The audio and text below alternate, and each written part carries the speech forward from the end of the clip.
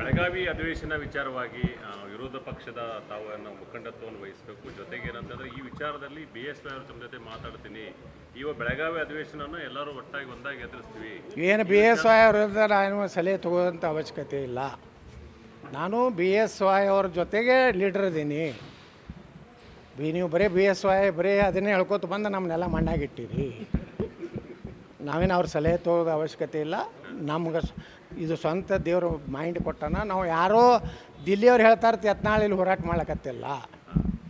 ನಾವು ಏನಿದ್ರು ಸ್ವಂತ ಮತ್ತು ಯತ್ನಾಳಲ್ಲಿ ಹೋರಾಟ ಮಾಡ್ಲಕತ್ತಿಲ್ಲ.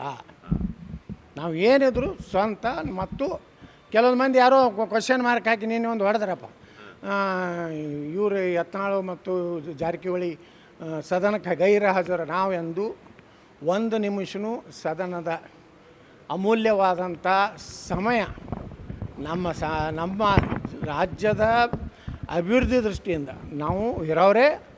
ಯಾವಾಗಲೂ ನೀವು ಅಬ್ಸರ್ವ್ ಮಾಡಿರಿ, ಸದನದಾಗ ಮುಂಜಾನೆ 11ಕ್ಕೆ ಬಂದು ಕೂತಂದ್ರೆ ಸ್ಪೀಕರ್ ಎದ್ದು ಹೋಗಿರೋ ಮನೆಗೆ ಅಂದಾಗೆ ಹೋಗ್ತೀವಿ ನಾವು.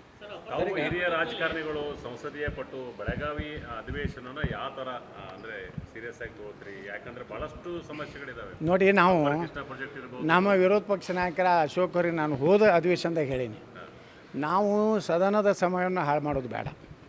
ಎಷ್ಟೋ ನಿನ್ನೆ ಬತ್ತು ಮಾಧ್ಯಮಗಳಲ್ಲಿ 15 ಕೋಟಿನೂ ಎಷ್ಟೋ ಖರ್ಚಾಗ್ತದೆ ಒಂದು ಬೆಳಗಾವಿ. 19 ಕೋಟಿ ರೂಪಾಯಿ ಖರ್ಚಾಗ್ತದೆ. ನಾವು ಹೋಗಿ ಬಾಯ ಕುಂಡ್ರೋದು ಬರೀ ಹಂಗೆ ಅನ್ನೋದು ಅದು ಉಪಯೋಗ ಆಗೋದಿಲ್ಲ. ಚರ್ಚೆ ಮಾಡೋಣ, ಡಿಸ್ಕಷನ್ ಮಾಡೋಣ. ನೋಡ್ರಿ, ಅವ್ರದ್ದು ಮೆಜಾರಿಟಿ ಐತಿ, ಅವರು ನಮಗೇನು ಇದು ಮಾಡಲಿಕ್ಕಿಲ್ಲ. ಆದರೆ ಎಲ್ಲ ಸಬ್ಜೆಕ್ಟ್ ಮ್ಯಾಗ ನಾವು ಬೆಳಕು ಚೆಲ್ಲೋಣ. ಅವ್ರು ಆತ್ಮಸಾಕ್ಷಿಯಾಗಿ ಅದು ಅನ್ನಿಸಿದ್ರೆ ಅವರು ಇಂಪ್ಲಿಮೆಂಟ್ ಮಾಡಲಿ. ಇಲ್ಲಾಂದ್ರೆ ನಾವು ಸುಮ್ಮನೆ ಧರಣಿ ಕುಂಡ್ರೋದು, ರಾತ್ರಿ ಧರಣಿ ಮಾಡೋದು, ಅಲ್ಲೇ ಊಟ ಮಾಡೋದು, ಒಬ್ಬ ಭಜನಾ ಮಾಡೋದು. ಏನು ಊಟ ಭಜನಾ ಮಾಡಿದ್ರೆ ಏನು ಆಗ್ತತನ? ಅದಕ್ಕೆ ನಮ್ಗೆ ಅಟಲ್ ಬಿಹಾರಿ ವಾಜಪೇಯಿ ನಮ್ಮ ಹಿಂದೆ ಕೇಳ್ಯಾರ. ನಮಗೆಲ್ಲರಿಗೂ ಒಂದು ಸಲಹೆ ಕೊಟ್ಟಾರ, ಮೇಲಿಂದ ಮೇಲೆ ಬಾಯಿ ಒಳಗೆ ಹೋಗಿ ಬೀಳಬೇಡ್ರಿ.